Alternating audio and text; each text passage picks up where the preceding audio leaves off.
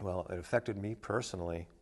Um, I was excited as hell. And when I heard that come on the radio for the first time, I couldn't believe it. It was because I had been listening to other people in the neighborhood with their songs on the radio, right? So when we finally got ours on the radio, it was very exciting.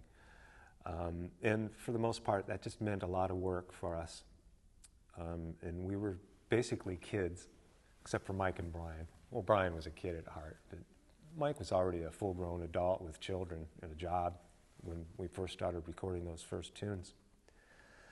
And so it did change our lives, obviously. Carl and I had to, leave public school because we were attracting too much attention.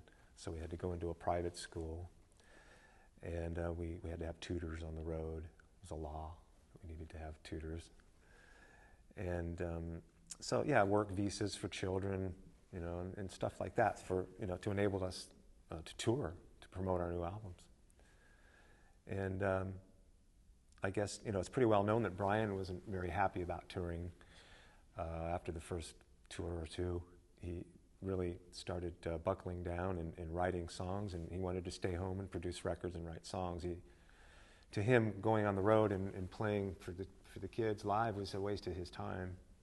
Although he enjoyed it, but he didn't really like the process of traveling, which was the real job, waiting at the airport and hauling equipment and that kind of stuff.